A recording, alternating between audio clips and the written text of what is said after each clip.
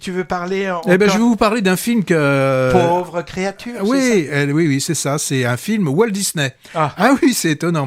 Mais A24 aussi. n'emmenez pas les enfants voir ce film. Hein.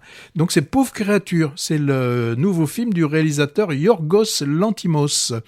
Alors, c'est un film, quand on regarde certaines revues, ils nous le disent comme étant une comédie. L'histoire quand même, hein, c'est celle du docteur Godwin Baxter, qui, comme son prénom l'indique, se prend pour Dieu, hein, en ramenant à la vie une jeune femme enceinte qui vient de se jeter d'un pont, et notre bon docteur, tel un certain Frankenstein, lui va aller un peu plus loin parce que il va greffer à la place du cerveau de la jeune femme celui de l'enfant qu'elle porte. L'idée n'est pas banale. Hein. Et à partir de ce moment, on va découvrir comment cette jeune femme, au cerveau d'enfant, va grandir. Alors, elle est vierge de toute idée préconçue. Hein. Donc, on la voit quasiment apprendre à marcher, à manger. Elle ne répond à aucune exigence de la vie sociale. Et c'est ainsi que nous aurons le grand plaisir de la voir recracher les aliments qu'elle n'aime pas, uriner en public. Qu'est-ce qu'elle nous fait d'autre aussi ? Alors, elle découvre son corps de femme et plus particulièrement les parties les plus intimes de son anatomie. Tout cela est filmé d'abord dans un premier temps en noir et blanc, sans qu'il y ait la moindre raison à ce que cela soit en noir et blanc. La couleur va venir plus tard. Alors, et on a vite compris par un usage immodéré des effets d'optique il veut placer le spectateur en état de voyeur. Alors, il y a moult effets comme l'hyper grand angle ou des sortes de trous de serrure aussi ou de trous de souris. Et alors aussi au niveau du décor, hein, le budget là, il a dû exploser. On se retrouve dans des décors inspirés, vous savez, des œuvres de Jules Verne. Si on voit Lisbonne, alors on trouve bien les ascenseurs urbains de Lisbonne, mais on a des électricaux qui seraient plutôt dans le ciel, des sortes de style de téléphérique. C'est beau un instant, mais de la répétition. Alors, selon le synopsis, on nous dit... Imperméable aux préjugés de son époque, Bella est résolue à ne rien céder sur les principes d'égalité et de libération. Voilà, c'est ce que dit le synopsis. Alors, elle, pour se libérer, le réalisateur, il trouve rien de moins que de l'envoyer travailler dans un bordel. Donc, c'est quand même une certaine vision de la libération de la femme. Hein.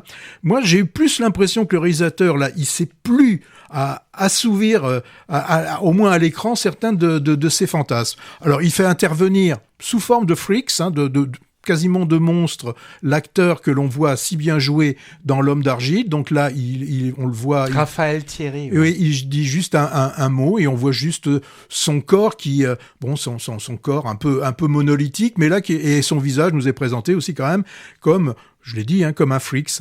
Bon, alors, c'est sûr, hein, le réalisateur, il a souhaité choquer, provoquer, mais moi je dis que... n'est pas Buñuel qui veut. Hein. Et pour moi, les plus pauvres dans l'affaire, c'est nous, pauvres spectateurs. On est obligé de subir ces 2h22 de cet indigeste opus. Ouais. Voilà, donc, ah oui...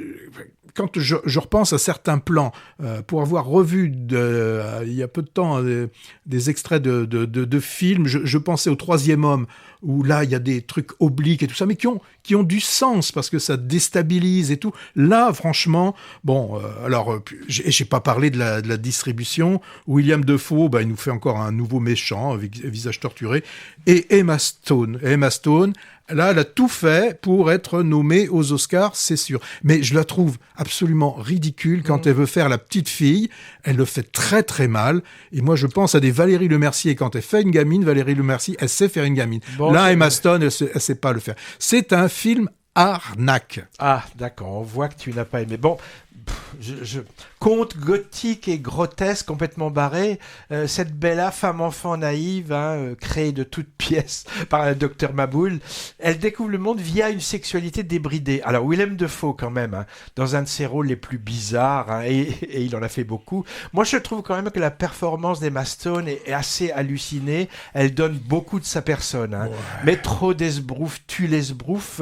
Et j'ai trouvé ça boursouflé, un peu comme toi, too much. Le too much, des fois, ça passe, hein, chez Fellini, Tim Burton, Guillermo del Toro, mais là, pas trop. Et comme toi, je pense qu'on peut trouver discutable, ou du moins à discuter, le fait de montrer la prostitution comme moyen d'émancipation féminine. Quand même, je trouve que le plus réussi dans le film, c'est les fameux hybrides. Il y a des animaux. Ah, j'en ai pas parlé. Ils sont drôles. Oui, mais là, j'ai l'impression de voir la guerre des étoiles. Ouais. Ça amuse, mais une fois, mais pas. Ah oui, alors pour simplement expliquer, on voit des animaux qui ont hybrides, la tête de chien et le corps d'une oie. Comme.